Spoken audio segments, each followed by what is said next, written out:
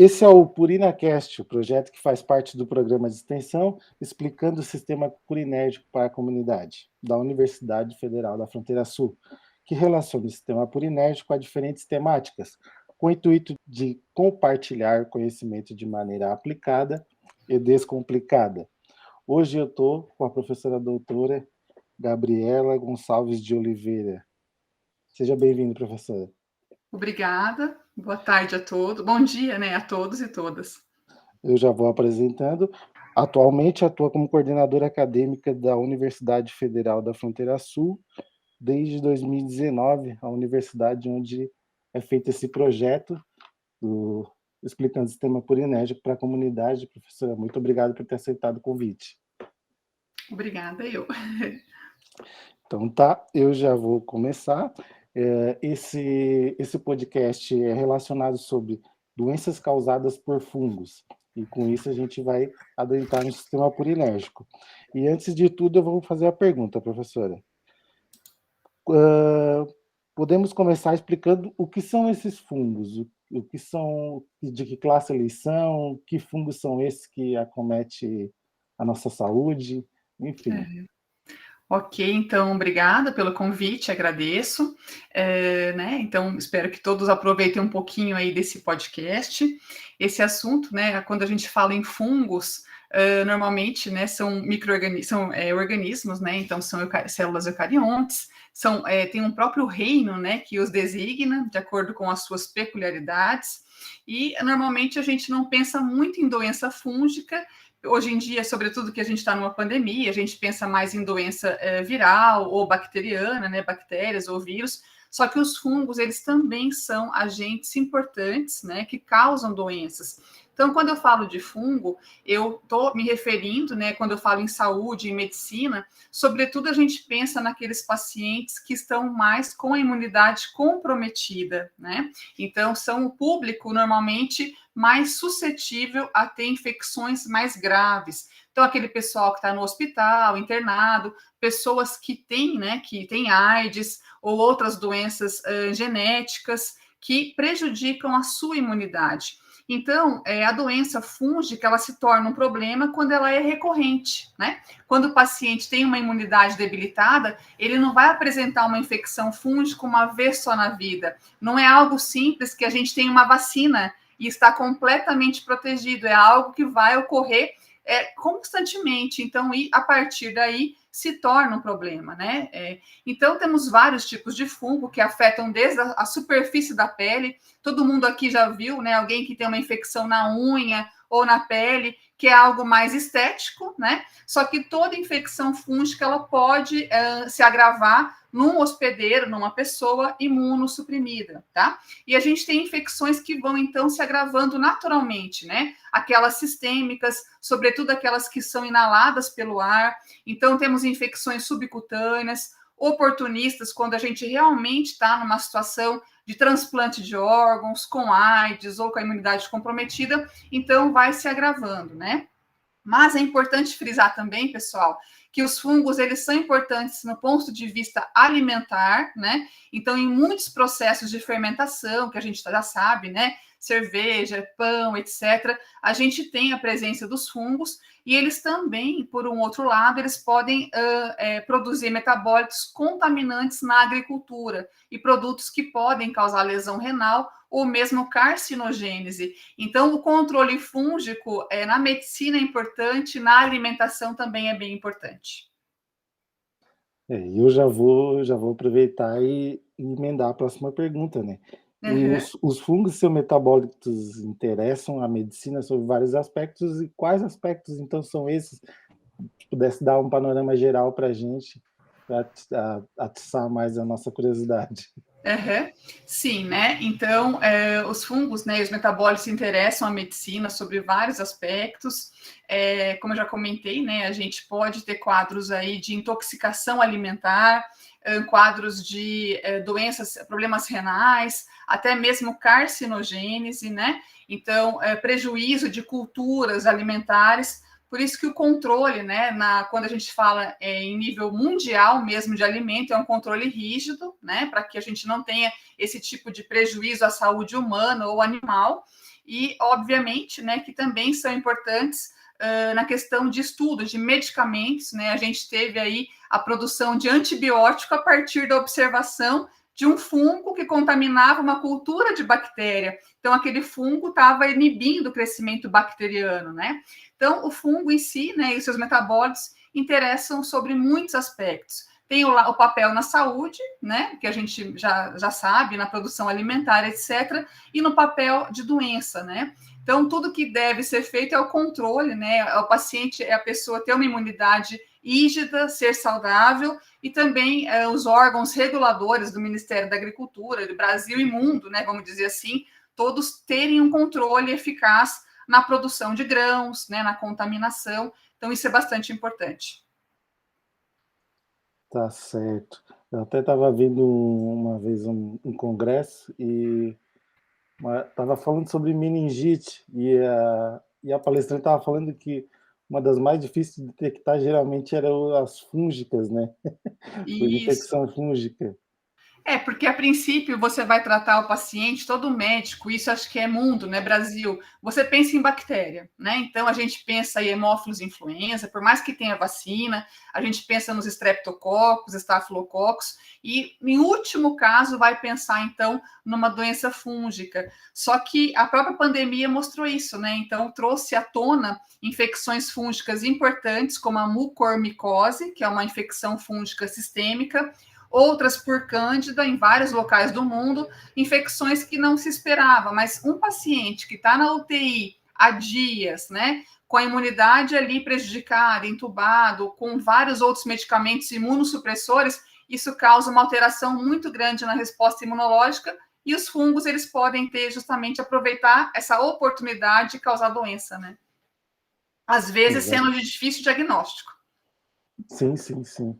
Uhum. E já aproveitando que vamos falar de imunidade, a imunidade celular é o principal mecanismo de imunidade adaptativa contra infecções fúngicas. O que poderia me falar sobre respostas imunes a infecções fúngicas? Uhum. Então, a questão da imunidade, ela é dividida em inata e adaptativa, né? A inata é aquela que a gente vê, a primeira linha de defesa, neutrófilo, macrófago, aqueles fagócitos, né? Então, a gente também tem que estar com a imunidade boa nesse sentido, né? Então, a maioria tá. Então, são casos excepcionais de alguma imunodeficiência que podem ocorrer. Mas vamos partir do princípio que a maioria tem essa imunidade íntegra. Daí, quem vai mesmo acabar com o fungo é a imunidade adaptativa, são os nossos linfócitos, né? Sobretudo uma população chamada CD4 T helper 1, tá? Mas outras também são importantes, pessoal. A TH17, por exemplo, ela é importante contra a infecção fúngica da pele e da mucosa. Então, cada local do organismo tem uma resposta particular, mas quando a gente fala sistemicamente no geral, a TH1, ou a celular adaptativa que você acabou de comentar, ela é a mais importante. É ela que vai fazer o quê? Com que o linfócito chegue, controle as outras células, orquestrem uma resposta e a gente consiga eliminar aquele patógeno. Sobretudo naquele período em que a imunidade está ok. Então, a gente tem que lutar sempre para a imunidade estar boa, para ela conseguir conter e acabar com aquele micro-organismo naquele momento. Só que esses fungos, eles são, né, saprófitas, eles vivem conosco, como a Cândida albicans, o mais comum, né, um dos mais comuns. Então, não tem como a gente eliminar 100% do nosso corpo, ele está ali. Só que ele vai estar controlado porque tem várias outras células, peptídeos produzidos que mantêm sob controle, desde a boca, todo o organismo, na verdade, né? Então, o importante é manter essa resposta íntegra, né? Como manter? Então, se alimentando adequadamente, aquela coisa que a gente ouve, dormindo adequadamente, sem estresse, o que não é muito fácil, né? Mas seria o caminho, né? Um dos caminhos. Principalmente acho que dormindo, né? Eu, como acadêmico de medicina, eu já É vejo que no difícil. final do semestre, meu Deus, eu já começo a desregular todo o meu corpo só por causa do sono, assim. Sim, e daí começa vocês aparecerem com herpes, com infecção fúngica, justamente porque não estão com a imunidade equilibrada, né? Mas é assim mesmo. Exatamente. Então, agora eu vou convidar a professora para nós entrar no sistema purinérgico, propriamente dito, né? E eu vou Uhum. citar uma parte do seu capítulo. O ATP apresenta um importante papel na transferência de energia química, o qual direciona inúmeros processos biológicos. Além disso, funciona como uma molécula de sinalização extracelular, em muitos processos presentes em células eucarióticas, de maneira conservada, conhecido como a sinalização purinérgica. Então, professor, explica para os nossos ouvintes que sinalização extracelular é essa, o que o ATP desempenha nessa sinalização, porque tem gente que vai vir até o nosso podcast para ouvir sobre as doenças causadas por fungos, né? E agora eles vão descobrir que existe um sistema purinérgico nisso tudo aí. Uhum. Então, pessoal, o sistema purinérgico, né, é um sistema altamente conservado, mas em relação aos fungos, né, ele tem sido estudado já, não é tão recente assim, coisa de 20, 30 anos para cá, só que de uma forma mais paulatina, talvez não tão impactante quanto bactérias, né, como a gente já conhece no caso do purinérgico. Então, quando a gente fala de ATP, a gente pensa que esse ATP, né, então um nucleotídeo aí, trifosfatado, uma molécula que ela sofre hidrólise, né? Então a gente tem aí os metabólitos, ADP, AMP, outros, né, ligados a esses nucleosídeos, nucleotídeos, trifosfatados, difosfatados, parece complexo, né? Mas a partir do ATP, a gente tem adenosina, por exemplo. Então, numa infecção, num contexto, a gente tem um elemento chamado alarmina. Como o próprio nome diz, alarmina é um alarme para o sistema imunológico entender que algo está errado ali, né? Então, é quando eu tenho um processo infeccioso, uma lesão mesmo de membrana, o ATP ele tem essa questão de extracelular, intracelular, a sua regulação, a sua entrada, saída e a sua hidrólise, né? Tanto por parte do hospedeiro quanto do agente ali que é infectante. Então, quando eu tenho uma infecção que ela se estabeleceu, a gente não conseguiu erradicar ou eliminar pela vacina, ou o próprio organismo foi infectado, começa uma batalha, uma guerra. Então, o ATP ele funciona como um dump, né? Um agente aí de dano celular, algum dano está ocorrendo. Então, esse ATP, existe, obviamente, sensores, né, e transportadores de membrana que vão fazer com que haja um desequilíbrio na concentração dessas substâncias. E a questão imunológica é que, uma vez que altera-se o fluxo, né, a entrada e saída, a gente tem a ativação gênica lá no DNA, pessoal. E daí a própria célula começa a produzir as citocinas ou interleucinas, que são muitos números aí, como a IL-1 beta, a 6, né? Que daí são sinais inflamatórios, são sinais para o organismo entender que ele precisa atrair para o local mais células, né? Então, como o neutrófilo, como outras aí, para começar, então, uma verdadeira guerra, né? E os fungos, em específico, que a gente está tratando aqui, tem se estudado que eles também modulam essa sinalização purinérgica, né? Então, até então não se sabia. Um exemplo, né, bastante importante, quando a gente tem uma infecção fúngica aqui na boca, por exemplo, né? Aqui no trato, no início do trato, então, na questão oral. Então, nós temos aí as nossas estatinas, tem até uma pomadinha chamada nistatina, não é isso? Todo mundo já deve ter ouvido falar, que são peptídeos antifúngicos, né? E daí começa com essa liberação de peptídeo, a modulação também de ATP, aumenta a entrada da ATP para a célula, MP, etc., e causa até morte desse fungo, né? Morte celular desse elemento fúngico. Então, quer dizer, nós temos uma proteção natural, mas que leva em conta o equilíbrio ATP, ADP, AMP, que pode ativar vias de morte celular e causar, então, uma proteção contra um fungo simples, que é a candidíase oral, né? Só exemplificando.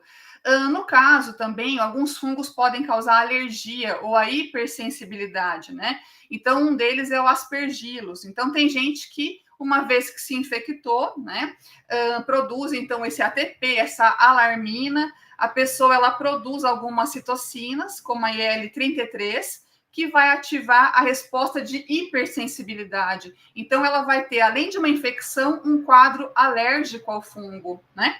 Então, quer dizer, tem se descoberto, por exemplo, a cândida, né, a criptococose, que é uma outra micose oportunista, nem todos se comportam de forma igual. Por que é importante, então, a pesquisa? Para a gente entender os fungos, o que eles estão expressando, né, de moléculas que hidrolisam ATP, o que eles expressam também de transportador, como eles são afetados pelo sistema purinérgico do hospedeiro, né? Então isso é bastante importante, né? Então, cada fungo ele tem uma forma de interagir com o hospedeiro, e as pesquisas são necessárias nesse sentido, né? Para entender. E qual que é o objetivo maior, pessoal? A gente conseguir criar um inibidor farmacológico, alguma medicação que module isso. Então, que a gente tenha, por exemplo, no caso lá de uma hipersensibilidade, um controle dessa alergia, né? Ou um controle de uma infecção. Então, eu tenho um paciente na UTI que ele já está com um quadro, um sepse, também por bactéria, etc.,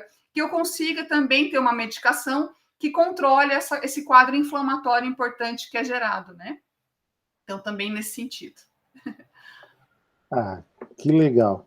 Muitos aprendizados já sobre o sistema purinérgico e os fungos, né? Uhum. E a partir desse momento eu deixo a professora livre, se quiser colocar mais alguma parte interessante que tenha faltado, ou se achar que tá bom, Uhum. a parte dos efeitos terapêuticos, algo assim, que leva à morte celular, eu deixo a professora livre agora para esse momento amarrar. Eu acho que é mais uma mensagem final. Então, pessoal, é importante, né, para amarrar essa questão que a gente falou aqui um pouquinho do purinérgico e os fungos, ter em mente que a imunidade ela tem que estar íntegra, né? Então, tanto o médico quanto a gente que está ouvindo aqui, preservar a nossa imunidade. Então, tentar minimamente, a gente sabe que é difícil, a situação brasileira não é a melhor para alimentação e tal, mas na medida do possível que a gente consiga se alimentar adequadamente, não ficar tomando medicação sem orientação médica, sobretudo antibiótico, né? A gente sabe que a venda ela é com receita, mas às vezes acontece aí de a gente ter acesso a medicações, né? Então, a gente tem os fungos, mas tem também a nossa microbiota, que tem que estar equilibrada, né? Com uma boa alimentação, com sono, etc. Então, os fungos, eles, como eu falei, é difícil você erradicá-los da natureza ou do nosso corpo, eles estão aqui, né? Então, a gente consegue um controle sobre eles, e uma vez que eles estabeleçam a infecção, é importante as pesquisas para tentarem chegar em algum tipo de medicamento ou inibidor farmacológico que module o sistema purinérgico, que diminua um quadro inflamatório. Como eu falei, o ATP e seus metabólitos geram alarminas. Isso aumenta, sobretudo, a resposta inflamatória. Ela desregulada não é boa para o hospedeiro. A gente tem que ter a resposta inflamatória para controlar, para eliminar os agentes como os fungos, mas ela de forma desregulada, ela causa também problemas aí, como a gente está vendo com a pandemia, né? O indivíduo ele acaba sofrendo lesões em pulmão, e muitos desses fungos que tem lá no livro, no capítulo, né? As doenças mais graves, aí a gente vê que tem uma relação com o pulmão, com meningite, com infecções mais sérias, né? Então, o estudo, ele tem que continuar, então, assim, é uma iniciativa bem bacana do sistema purinérgico, porque não era algo que se falava tanto em relação aos fungos, né? Mas agora a gente abre, então, aí também uma possibilidade, né? Espera que tenha outras pesquisas que ajudem a aumentar o conhecimento na área. Então, basicamente é isso. É isso aí. A gente vai estar contribuindo também, expondo o sistema purinérgico aqui no podcast. Futuramente já vamos ter no YouTube também. A gente está vendo que no YouTube a gente pesquisa sobre o sistema purinérgico e é algo assim bem difícil de encontrar algo. Então já estamos aí sendo inovadores nessa parte. Tomara que o pessoal ache esses vídeos e descubra aí um novo lugar para pesquisar. Então, tá, eu agradeço demais, professora. Conversei hoje com a professora doutora Gabriela Gonçalves de Oliveira. Eu agradeço em nome da nossa coordenadora, coordenadora do projeto de extensão, né? Professora doutora Margarete Dulce Bagatini, e em nome de todos os meus colegas que fazem parte desse projeto de extensão. Muito obrigado, professora. Eu que agradeço. Um bom dia a todos e espero ter colaborado um pouquinho. Um grande abraço.